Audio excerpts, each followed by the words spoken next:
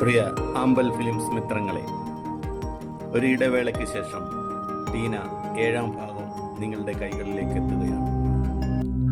കഴിഞ്ഞ ചില ഭാഗങ്ങളിലെ ഓർമ്മപ്പെടുത്തൽ നടത്തും. ടീനയും റോഷനും തമ്മിൽ അടുപ്പമുണ്ടെന്ന് തെറ്റിദ്ധരിക്കുന്ന അപ്പുകുട്ടൻ റോഷനെ ഏതു വിധത്തിൽ ഒതുക്കാൻ സലിമിൻ്റെ സഹായം തേടുന്നു. തുടർന്നതാണ്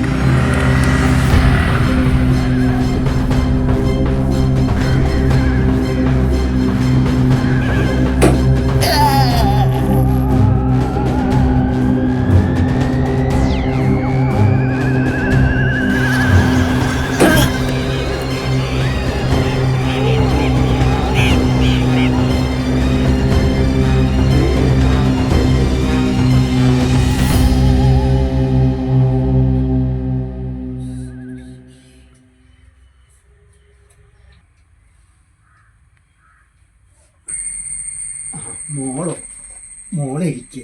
എന്താ മോളുടെ മുഖം വല്ലാതിരിക്കുന്നില്ല. ഒന്നുമില്ല അച്ഛാ. അച്ഛനിപ്പോ എങ്ങനെയുണ്ട്? അസുഖം കുറവുണ്ടോ? ആ, കുറവുണ്ട് മോളെ.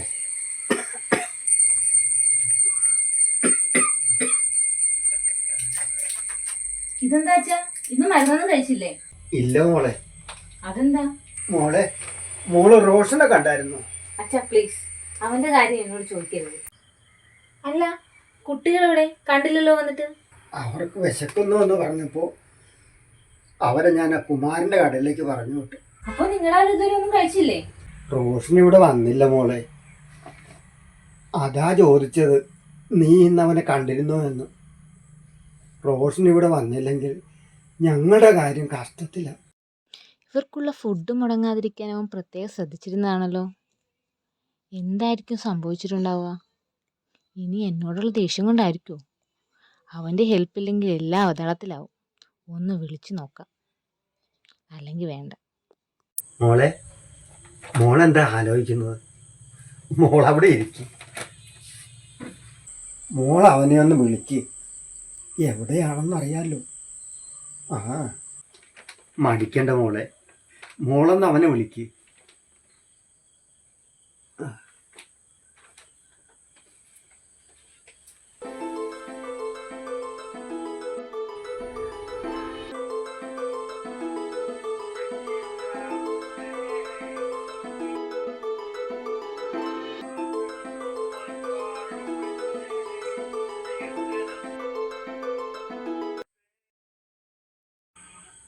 അവൻ എടുക്കുന്നില്ലല്ലോ.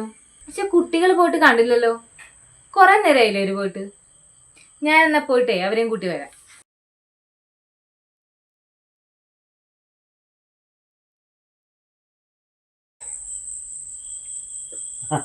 അല്ല, ഇതാര് സലിമോ? വാ വാ. മാധവേട്ട, അപ്പൊ ഈ പെണ്ണല്ലേ ടീന? മാധവേട്ടൻ്റെ അടുത്ത് പറഞ്ഞോ? എന്ത്? മാധവേട്ട, ഇവിടെ തന്നെ ചെറുപ്പക്കാരനല്ലേ? ആ, റോഷൻ. അവനെ നീ കണ്ടോ? ദിവസവും 3 നേരം ഞങ്ങളുടെ അടുത്ത് വരുന്നതാ. ഇന്നവനെ കണ്ടില്ല. ഇനി അവൻ വരില്ല മാധവേട്ട. അവന്റെ ശല്യം ഇതോടെ തീർന്നു. സലിമേ, നീ എന്താണ് ഈ പറയുന്നത്? റോഷൻ എന്ത് സംഭവിച്ചു? അത് ഞാൻ പറയാം മാധവേട്ട. പക്ഷേ ഈ ടീന ഏതാണെന്ന് മാധവേട്ടന് അറിയാവോ? ആരാണെന്നോ ഏതാണെന്നോ ഇതുവരെ ഇട്ടും ചോദിച്ചിട്ടില്ല. നല്ല കുട്ടി, തങ്കം പോലത്തെ മനസ്സാ. ആ കുട്ടി ഇല്ലായിരുന്നെങ്കിൽ ഞങ്ങളുടെ 3 പേരുടെയും ജീവിതം. അല്ല, നീ എന്താ അങ്ങനെ ചോദിച്ചത്? മാധവേട്ട, എന്നാ കേട്ടോ, ഈ ടീനേ നമ്മുടെ അപ്പുവേട്ടന്റെ മോളാ. നേരോ? എന്റെ അപ്പുവിന്റെ മോളോ? അതെ മാധവേട്ട. സലിമേ, ഈശ്വരാ. അപ്പൊ ടീന അപ്പുവേട്ടന്റെ മോളാണെന്ന് മാധവേട്ടനും അറിയില്ല, ഇവിടെ വന്ന് സഹായിക്കുന്ന കാര്യം അപ്പുവേട്ടനും അറിയില്ല, അല്ലേ?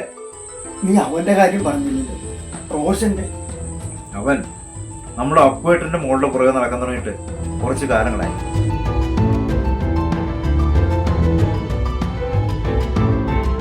അത് അപ്പുവേട്ടൻ എന്നോട് പറഞ്ഞിരുന്നു, അവന്റെ ശല്യത്തിൽ നിന്നും മോളെ രക്ഷിക്കണമെന്ന്.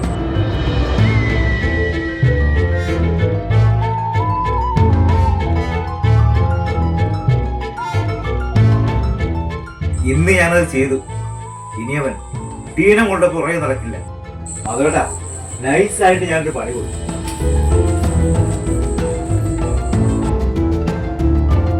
മഹാഭാവി, നീ അവനെ എന്ത് ചെയ്തടാ? നൈസായിട്ടൊരു പണി കൊടുത്തു മാധവേട്ട. ഇനി അവൻ എഴുന്നേറ്റ് നടക്കില്ല. ഇതാ, നീ ചെയ്ത മഹാഭാവത്തിന് ഒരിക്കലും മാപ്പില്ല. ഇറങ്ങിപ്പോ സലിമേ. മാധവേട്ട, അതേടാ സലിമേ, ഞങ്ങളുടെ അന്നമാണ് നീ മുടക്കിയത്. കുട്ടികൾക്കോ ഉള്ള 3 നേരത്തെ ഭക്ഷണം എത്തിച്ചിട്ടിരുന്നത് അവനെയാണല്ലോ മഹാഭാവി. നീ ഇങ്ങനെ ചെയ്തത്, നിന്നോട് അവൻ എന്ത് തെറ്റാടാ ചെയ്തത്? മാധവേട്ട, ഞാൻ അപ്പുവേട്ടൻ പറഞ്ഞിട്ടാ ഞാനങ്ങനെ ചെയ്തു.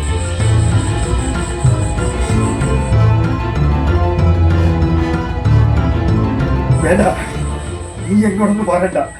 നിന്നെ എനിക്ക് കാണിക്കാൻ വേണ്ട. സലിമേ, പോകൂ.